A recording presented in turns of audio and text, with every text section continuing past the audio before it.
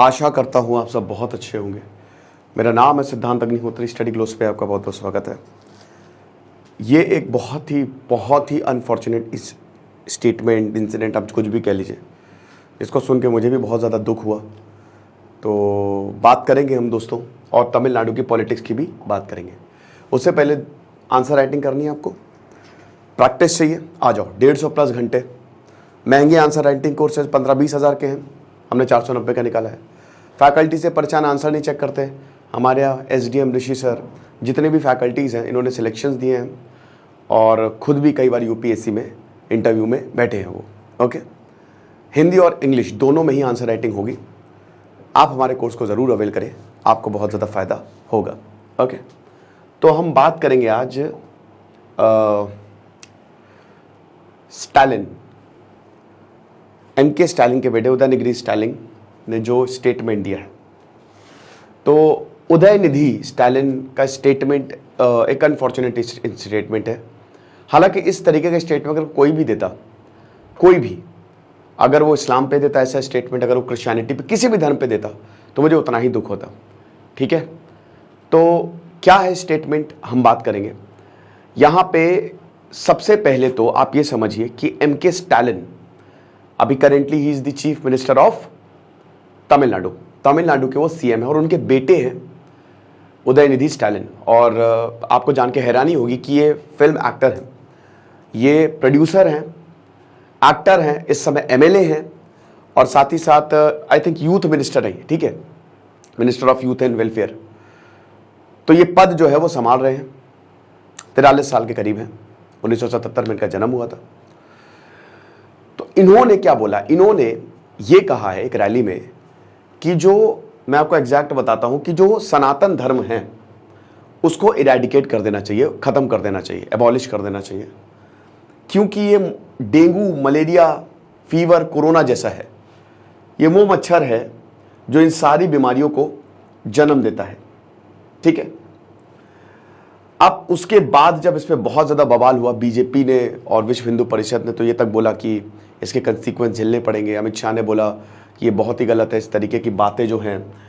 एक तरफ कांग्रेस बहुत बड़ा, ये राहुल गांधी कहते हैं मोहब्बत की दुकान, और दूसरी तरफ तो आप देख सकते हो कि ये जो अलायंस है इंडिया, ये किस तरीके की है, भारत विरोधी है, हिंदू विरोधी है, ये एक जेनोसाइडल कॉल है। ठीक है, यहाँ तक ये बोल दिया बीजेपी स्पोक्स पर्सन ने कि एक जेनोसाइडल कॉल है। और अमित शाह ने भी काफ़ी, मतलब आप समझ सकते हैं कि इसमें भयानक पॉलिटिक्स जो है वो हो गई है। कांग्रेस ने इसे पल्ला झाड़ लिया है कि भाई हमको इस स्टेटमेंट से बिल्कुल, हमको इस पर कोई कमेंट नहीं करना है और हमको इस पर कुछ लेना देना नहीं है। और बाकी बीजेपी तो इसको लेके, इस बयान को लेके बहुत ज़्यादा हमलावर है ही है। अच्छा, यहाँ पे आपको बता दूं कि एक स्पोक्स पर्सन ने ये बोला है कि देखिए, जो उदयनिधि ने बोला वो एक बहुत ही सिंपल थिंग है। ठीक है, उन्होंने बोला कि तमिल कल्चर क्या है, तमिल कल्चर में सारे आदमी इक्वल हैं, औरतें इक्वल हैं, कोई डिफरेंस नहीं है। 5 रिलीजन सनातन के खिलाफ है। क्रिश्चियनिटी और इस्लाम की बात करते हैं, फॉरेन रिलीजन है। हम कुछ रिलीजन्स की बात कर रहे हैं। और बाद में ये भी बोला कि, मतलब जैसे स्टालिन ने इस पर ये नहीं कहा कि जब इनसे सफाई मांगी तो ये अपने स्टेटमेंट पे स्टिक ही रहे। इन्होंने कहा कि बिल्कुल मैं ये एकदम मांग करूंगा कि सनातन धर्म को एबॉलिश कर दिया गया जाए। ठीक है, तो ये सारी चीज़ें हुई हैं। और उसके बाद अभी तो इनके ऊपर कंप्लेन भी हो गई है, सुप्रीम कोर्ट के लॉयर ने इनके ऊपर कंप्लेन भी फाइल कर दी है। तो अब हम थोड़ा सा तमिलनाडु की पॉलिटिक्स को समझते हैं। ओके, तो तमिलनाडु की जो कैपिटल है वो है चेन्नई, आपको पता ही है। और ये राज्य है तमिलनाडु, डेवलप्ड है, काफ़ी ज़्यादा डेवलप्ड है। रामेश्वरम है ना, मैं आ रहा हूँ रामेश्वरम भाई, अगर आप लोग मुझसे मिलना चाहते हैं। 2 पार्टियों का दबदबा रहा है यहाँ पे। ठीक है, अगर तमिलनाडु की बात करें, साउथ की पॉलिटिक्स बहुत ही ज़बरदस्त रही है और कमाल के लोग रहे हैं यहाँ पे। मेरे जो आइडल हैं, ठीक है, के कामराज, मैं वन ऑफ द आइडल्स में से, बहुत इनकी लीडरशिप को मैं फॉलो करता हूँ। और मतलब इनकी कहानी जब मैंने पहली बार पढ़ी थी तो मेरी आंखों में आंसू आ गए थे। वो तमिलनाडु के काफ़ी लंबे समय तक चीफ मिनिस्टर है, 1962 से इंडियन नेशनल कांग्रेस के भी। जब आप इतना बड़ा लीडर, और जब ऐसे ही होता है महान, के कामराज की जब मृत्यु हुई थी तो उनके पास 10-15 रुपए, 2-3 धोतियाँ और कुछ किताबें मिली थी और एक दो पेन। महान महान मैं क्या बताऊं, के कामराज, जिन्होंने पूरे तमिलनाडु को बदल के रख दिया। ठीक है, उससे पहले पेरियार आए, आपको पता ही है कि पेरियार ने जस्टिस पार्टी बनाई, फिर कांग्रेस, फिर वायकॉम सत्याग्रह, सब कुछ हुआ। फिर उसके बाद 1940s में ही पेरियार ने जस्टिस पार्टी से अलग होकर डीएमके बनाई, बहुत पुरानी पार्टी है, द्रविड़ मुनेत्र कजगम। ठीक है, तो डीएमके 1949 में बनी थी और पेरियार ने इसको बनाई थी और काफी पुरानी पार्टी है। ठीक है, पेरियार पे मैं ज्यादा कमेंट नहीं करना चाहूंगा। उसके बाद फिर देखिए 1972 में एआईडीएमके बनी, है ना, और कांग्रेस का दबदबा था नो डाउट, बट 1969 में मद्रास बना। देखिए तमिलनाडु की पॉलिटिक्स बहुत ही जबरदस्त रही है भाई। देखो जब हिंदी भाषा की बात आती है कि हिंदी को लैंग्वेज राष्ट्रीय भाषा, तो तमिलनाडु ही सबसे पहले उसमें ये कहते हैं कि नहीं, क्योंकि हमारे यहाँ तमिल और तमिल एक क्लासिकल लैंग्वेज में से एक है। ठीक है, तो यहाँ पे बोला कि नहीं, ऐसा बिल्कुल नहीं होना चाहिए कि हमारी अपनी लैंग्वेज है आप, क्योंकि यहाँ पे हर कोई बोलता है। तो अभी हम आपको पता है कि 3 लैंग्वेज फॉर्मूले पे हैं। ठीक है, तो यहाँ पे क्या हिसाब किताब है, तो 1969 में तो भाई, इससे पहले तो आपको पता ही कि आज़ादी से पहले मद्रास प्रेसिडेंसी थी, और 1969 में फिर इस स्टेट को अलग किया गया, तमिलनाडु। लिंग्विस्टिक स्टेट तो सबसे पहले आंध्र प्रदेश बना। पोट्टी श्रीरामुलू जब अनशन पे बैठे, फिर फजल अली कमीशन ने बोला कि भाषा के आधार पर बंटवारा करो, तब यहाँ पे स्टेट रीऑर्गेनाइजेशन एक्ट के बाद आंध्र प्रदेश बना। मतलब हालांकि उससे ही पहले ही बन गया था, 1956 में स्टेट रीऑर्गेनाइजेशन एक्ट आया, तो फिर तमिलनाडु 1969 में। तो उसके बाद फिर सीएन अन्नादुरई, है ना, वो यहाँ के चीफ मिनिस्टर बनते हैं। और उसके बाद 2 पार्टी, एआईडीएमके और डीएमके। चलो मुझे बताओ, एआईडीएमके किसकी पार्टी, कौन से फिल्म स्टार थे जिन्होंने इस पार्टी को बनाया था, बताओ मुझे, बहुत बड़े जबरदस्त एक्टर। तो डीएमके और एआईडीएमके, ठीक है, इन दोनों के ही बीच में हमेशा टसल रहती है। नेशनल कांग्रेस जो है, बीजेपी तो यहां पे आती नहीं, इंडियन नेशनल कांग्रेस किनारे है एकदम, अभी तो फिलहाल किनारे है। जयललिता जो है वो बहुत, इनके ऊपर मूवी भी बनी है, जयललिता एआईडीएमके की सुपरस्टार रही है। और 2011 में जयललिता जब चुन के आई तो उसके बाद इनको कोई हिलाने वाला नहीं था। 2011 से ये तो फिर वो जेल गई, फिर आपको पता ही, फिर वो सब अनफॉर्चुनेट इंसिडेंट, उनका मृत्यु एंड ऑल। तो 2021 तो 10 साल तक आपकी एआईडीएमके रही। ये तो इतनी ज्यादा पॉलिटिक्स एआईडीएमके पार्टी के अंदर इतनी दिक्कत हो गई कि पार्टी ही में प्रॉब्लम आई। और फिर जब इलेक्शन हुए तब एमके स्टालिन जो है वो हम देखते हैं कि चीफ मिनिस्टर बनते हैं। 2021 से लेकर अभी तक प्रेजेंट एमके स्टालिन जो है वो चीफ मिनिस्टर हैं। 2018 में उनको डीएमके का पद दिया गया था, है ना। और किसके बेटे हैं एमके स्टालिन, एम करुणानिधि के, जो कि फॉर्मर चीफ मिनिस्टर रहे हैं तमिलनाडु के बहुत बड़े पॉलिटिशियंस में से एक एम करुणानिधि। टसल चलती थी हमेशा एम करुणानिधि और आपके जयललिता की, कौन चीफ मिनिस्टर कौन चीफ मिनिस्टर। तो यहां पे डीएमके और एआईडीएमके का बोलबाला रहा है। और अभी आपको पता है कि जो इंडिया ऑपोजिशन अलायंस बना उसमें का डीएमके एक पार्ट है।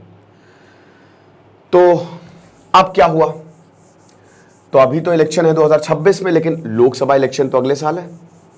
ठीक है, तो अब इन्होंने, ये तमिलनाडु की पूरी पॉलिटिक्स है, ये इन्होंने बोला है। ठीक है, अब देखिए तमिलियंस, तमिल लैंड की बात करें तो इनका भाई संगम एज से लेकर अभी तक इनका भयानक कल्चर रहा है। मतलब लिटरेरी तो क्या ही बताएं, है ना।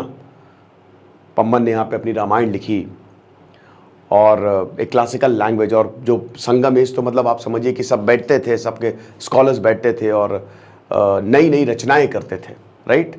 चोल एम्पायर यहाँ पे रहा और पूरा साउथ ईस्ट एशिया तक चला गया। ओके, तो बहुत ही जबरदस्त इतिहास रहा है। अब यहाँ पे क्या बात हो रही है, यहाँ पे सनातन धर्म की बात कर रहे हैं। मैं यहाँ पे 1-2 चीजें बताना चाहूंगा।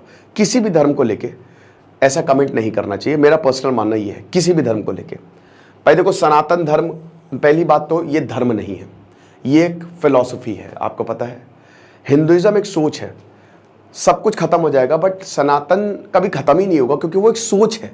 आप समझ रहे हो, वो जीने का तरीका है भाई, उसमें सब कुछ है। 6 स्कूल्स ऑफ फिलॉसफी है, 6 स्कूल्स ऑफ फिलॉसफी, एटम्स से लेकर साइकोलॉजी से लेकर फिलॉसफी तक एक एक चीज बताई गई है ना। सब कुछ बहुत ही वास्ट है। और सबसे बड़ी बात यह है कि सनातन में जैसे जैसे आप आगे बढ़ते हो वैसे वैसे धर्म बदलता है। मतलब नए नए स्क्रिप्चर्स, वो जैसे बहुत सारे धर्म में मतलब वो वक्त के साथ, ओशो कहते थे, वो वक्त के साथ बदले नहीं है, लेकिन सनातन जैसे वेद आए, फिर उसके बाद वक्त बदला तो उपनिषद आए, फिर वक्त बदला तो पुराणों की जरूरत पड़ी कि स्टोरीज के फॉर्म में बताओ, ठीक है, बट फंडामेंटल प्रिंसिपल एक ही रहा है, ओके, कि आपको सही जीवन जीना है, राम राज्य स्थापित करना है, तो ये गीता, भागवत गीता, इंटरनल डेवलपमेंट, हर एक चीज तरीके से कैसे आप इंटरनली डेवलप कर सकते हैं। और तमिल में तो भाई मुझे तो जान के हैरानी हो रही है कि जब आप, मैं वाराणसी जाता हूं तो वहां पे, एक मिनट जरा रुकिएगा,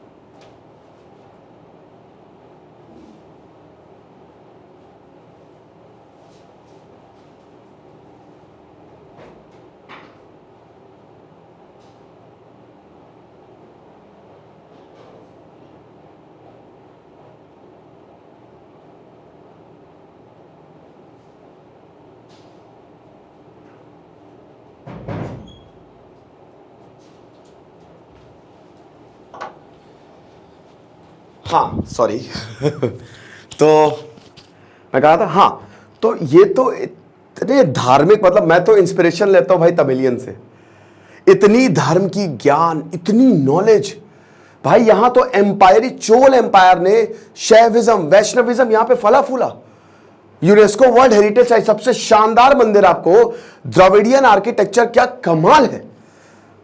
मैंने तो ऐसे मंदिर ही नहीं देखे दोस्तों, इतना शानदार मंदिर बनाए यहां पे तो, है ना। जितने भी राजा आए हैं यहां पे, जितने भी किंगडम्स आए हैं, आप ये समझिए कि दे वर बेस्ड ऑन सनातन धर्म, है ना। भक्ति मूवमेंट यहां से शुरू हुआ, आदि शंकराचार्य यहां केरल साइड से चले और पूरे भारत को जोड़ दिया। देखिए ये बात बिल्कुल सही है, जैसे यहां पे एक बात बोलते हैं कि जो 5 रिलीजन्स हैं दे वर अगेंस्ट सनातन धर्म। देखो एक चीज समझो, ये हमेशा होता है, धर्म हमेशा अच्छी चीजें ही बताते हैं। ऐसा कोई भी धर्म नहीं है जो करप्ट हुआ ही ना हो, ऐसा कोई, चाहे वो बुद्धिज्म हो, मैं आपको हजारों एग्जांपल्स दे सकता हूं, बहुत बड़ा फॉल्ट था बुद्धिज्म, सनातन हो, चाहे इस्लाम हो, क्रिश्चियनिटी हो। क्रिश्चियनिटी में तो आप समझिए जीसस क्राइस्ट कितनी प्यारी बातें कह गए थे, लेकिन 6th सेंचुरी से लेकर 14th सेंचुरी तक ये ब्लैक मारा जाता था धर्म के नाम पे, औरतें जलाई जाती थी। तो धर्म सही है, जो धर्म को इंटरप्रेट करते ना उनसे पूछो। कोई भी अगर धर्म गुरु कट्टरता फैला रहा है, आप उससे दूर हो जाओ, चाहे वो किसी भी धर्म का हो, क्योंकि कोई भी धर्म मरने मारने की बात करते ही नहीं है। ये धर्म देते कौन है, धर्म गुरु कौन होते हैं, जिनको दिव्य ज्ञान हो गया है, और दिव्यता बहुत ही प्योर होती है, जो कि इंसानियत की बात करता है, वो हर किसी को इक्वल देखता है। अद्वैत वेदांत हो चाहे द्वैत वेदांत हो, भले ही रास्ता अलग है लेकिन डेस्टिनेशन सेम है, सबको पहुंचना वही है।